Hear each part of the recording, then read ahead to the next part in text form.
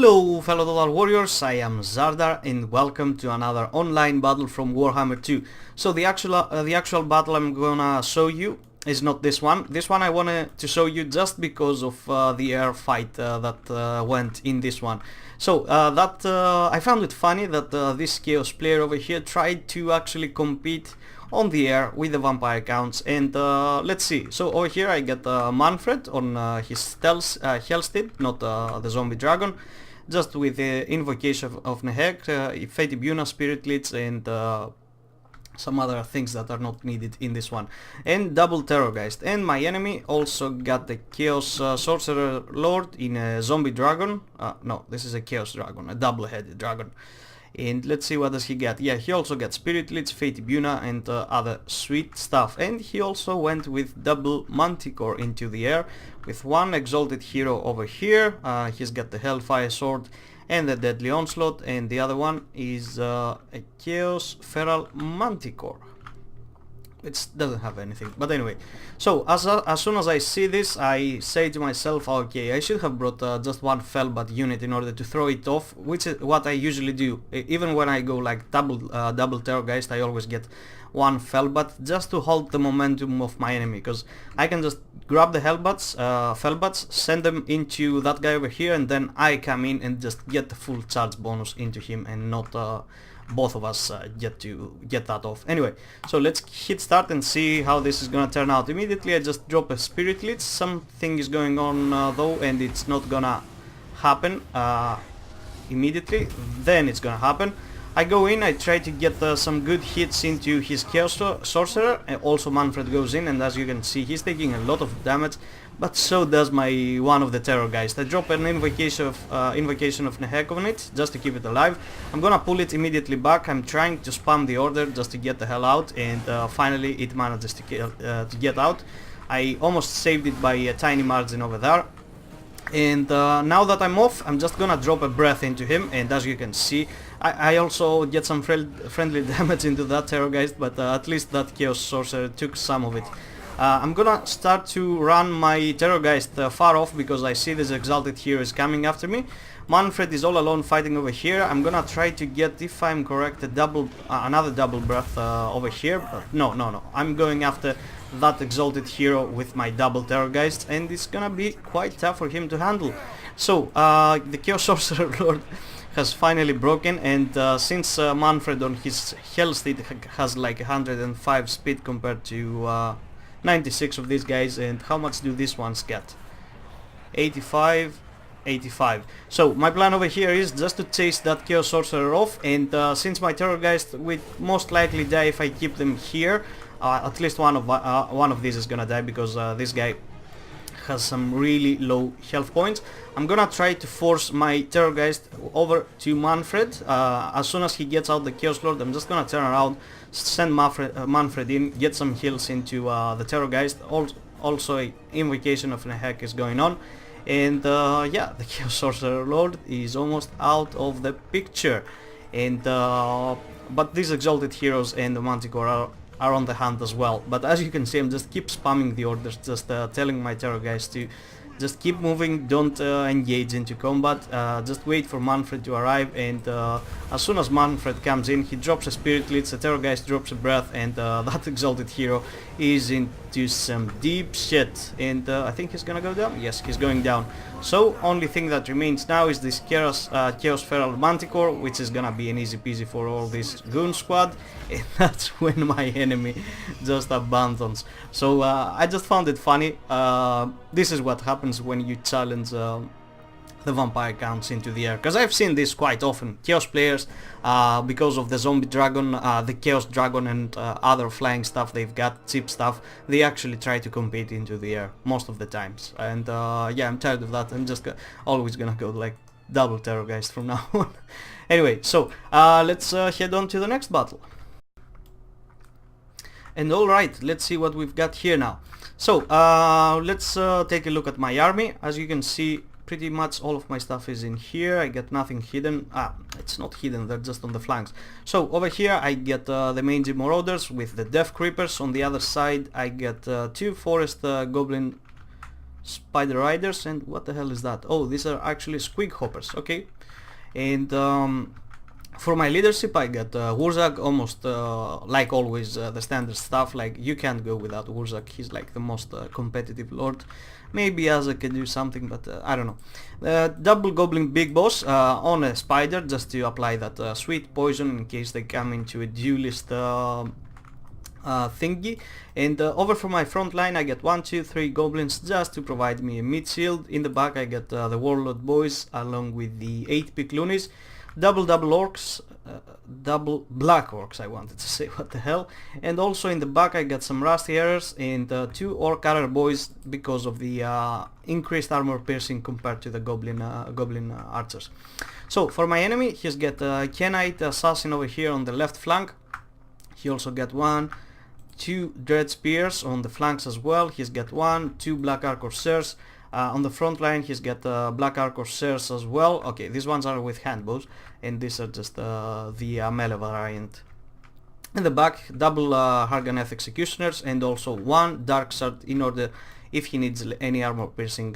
Possibly he brought that guy in case the Ragnarok Queen was around. And also for his leadership he chose a Death Hag, almost a great choice over here because of the terror. The orcs, not the orcs, the Greenskins always suffer from moral penalties like terror and stuff like that, so he's like the most competitive choice. But Morathi on foot, which was I honestly didn't see this coming. I thought he was at least on a horse, but she was at least on a horse, but she obviously wasn't. But anyway, so let's start the battle and let's see how it's going on. So immediately on this side I moved my Death Creepers just to try to get a hold into these woods, see if there's actually anything hidden. I find this Kenite assassin. I don't remember if I'm gonna send them into melee immediately, but I'm at one point I'm gonna send them into melee. I moved my Goblin and my Squig Hoppers over here, the spiders, upon the left flank. And also all of the rest of the army is actually going after just it's gonna go hand to hand with the Dark Elves. So over here I see this Kenite assassin all alone, but I don't want to use an effigy of the Git from Wurzag. Also, what magic did I bring with Wurzag? I forgot to say, didn't I? I get back here. Here we go, and Fists of Gork, and also the items, the Banewood stuff and Squiggy Beast. What the hell did I do here? Oh yeah, I pulled them back just because I didn't want to get shot. These Goblin big bosses suffer a lot from fire damage, so I wanted to engage first and then actually send them in. They're gonna do some easy job, as you can see, 1 hit from these Goblin big bosses, and these guys are taking massive damage. These guys are just skirmishing with the Black Arc Corsairs. Obviously I'm too afraid to send them into melee combat with these guys because they get excellent stats, and I think most likely I will win with just the double units because I get 2, but I'm gonna take heavy losses, so I'm just gonna try to avoid him, just bring my fire squad from off this side, just shoot these guys over here. So let's see what's going on back down here. Oh, damn it, how do I turn this thing on? There we go. So the front line is classing, some Night Goblins over here. I think this is the 8-pick loonies along with their lesser Goblin counterpart, just fighting off some Dread Spears. The Death Hag just doing some work, but the Black Orcs are immune to psychology, so they're just gonna fight to the end over here. I'm also dropping some arrows. What the hell is that? Oh, I forgot to tell you that I got also an Orc Boy Biggins. So the Black Orcs are doing quite an excellent job, but if they come into contact with these Harganeth Executioners, it's gonna be really bad for me. Over here I just get a charge into these Black Arc Corsairs, but the Dread Spears come immediately upon me, so I'm just gonna have to recommit my troops, just send them here. And as I said before, I avoided the Black Arc Corsairs and just went straight for the Dark Swords because they are doing some heavy work on me.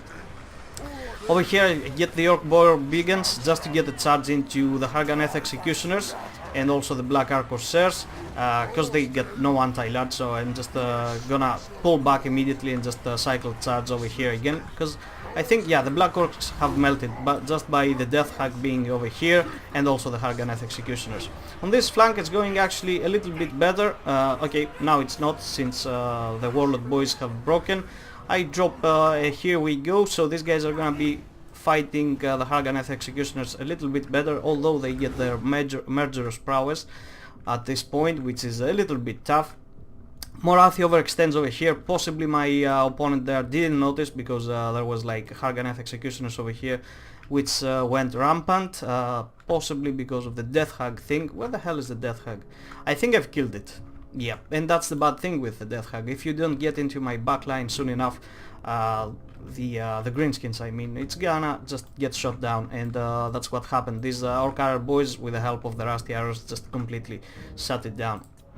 So finally he sees Morathi. He's gonna try to pull her back within his ranks. What's this, Black Arquebusiers? I'm still just trying to skirmish with these guys. The Dark Shards are off the field. I don't know if I'm actually gonna charge in here. I don't remember, to be honest, but anyway. So right now this is my cue. I see Morathi all alone over here. I'm just trying to get a few good shots into her, and as soon as I see her, because at this point I'm not paying attention, I'm just gonna try to pull out Wurzag and these double goblin big bosses over here. I'm gonna charge with the Orc Boar Big Guns. They're gonna melt these Harganeth Executioners. As you can see, they're already going down. And yeah, this is progressing really well. Even the Warlord boys are coming back. Are my... yeah, the 8p clonies are still alive and kicking ass, just as usual. Finally, this Harganeth has broken. The other one is having a tough time against my Black Orcs, because of the buffs that I've been giving him. Yes, I lost the right one over here, but the left one, it's being supported throughout almost the whole fight. And they're doing some work. Oh, he gets, what's the name of that thing? A Pit of Sage over here, which is... it's gonna be bad for me. I don't remember if that spell got any armor piercing damage. Let's go see what happens down here. Oh dear goodness. My poor Black Orcs just being sucked up on that vortex. This is really bad. Poor little Black Orcs. Okay, the Orc Boar Big Guns are finally free. The last of the Harganeths are down. And oh, some Black Orcs over here. Where did they come from? Oh, they probably just broke and just came back. That K-Knight Assassin is still alive. And this is my cue, guys. I see Morathi all alone, and I just send Wurzag with an effigy of the Git and also the Goblin Big Boss, and just take her down with one strike. I didn't actually just skip this part. It was so fast that I couldn't see it. Like I just sent these guys, and as soon as they made contact, she was dead. And that's how it's gonna progress. So over here he finally gets a hold on my Mangy Marauders. I wasn't paying attention. I think I'm gonna send these guys... okay, it's just 7 seconds left. I think everything is about to break, and that's how it went down. So let's take a look. Obviously my tactic over here was always around Wurzag. Just get an effigy of the Git, snipe a Lord, snipe the Death Hag, or even the K-Knight Assassin. Just take out his leadership, and the rest is gonna just melt just by sheer numbers and nonsense that is the goblins down here, and also some Black Orcs and other boys. Yeah, I used the goblins as a mid shield in the front, because I knew he would have like handbows or even dark shards. I wanted to protect my Black Orcs. I had the big guns just in the back in case he brought any Hydra or anything like that. The Squig Hoppers just for fun. The Mangy Marauders and Death Grippers always a must. As I said, the Orc Arrow boys for the extra armor piercing damage, and with the help of the Rusty Arrows, that's gonna count in by a lot. My front line of goblins did quite an excellent just being there and just providing me backup. So for my opponent over here, it was a nice all-around build, but I think he should be he should cut that K-Knight Assassin down. Although he did some work, like Wurzag was so low health because that stupid shit was shooting him throughout the whole match, and I just I could kill him, but I wanted to commit my goon squad over here somewhere a lot better, which was hunting down the Death Hag or even Morathi, and also just getting to some Harganeth Executioners. So let's see, that Harganeth Executioners was on the right flank, which beat my Black Orcs, and this one was on the left flank, which my Black Orcs beat them. And that's because I provided buffs for my Black Orcs. I think it was Here We Go or Fish of Gork, if I'm correct, and you can see that they really melted them with just one difference in their in their stats just by dropping that spell. 21 for these guys on the right flank, 93 for the other ones. So the Black Orcs, guys, just so you know, they're excellent at just fighting even against Dark Elves and Dark Harganeth Executioners in general, but they need some help. They need a little bit of bonus in order to perform.